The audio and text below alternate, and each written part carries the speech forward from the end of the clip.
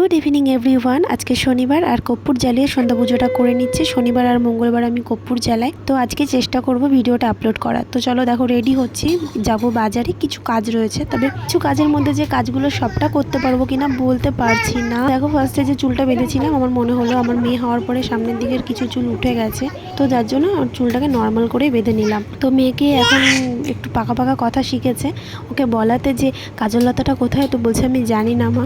তো চলো okay ready করে নিলাম। আর এখন দেখো পার্স আর মেয়ের জন্য জলের বোতলটা তো নিতেই হবে, সেটা নিয়েছে। আর এদিকে দেখো মেয়ে কি করছে।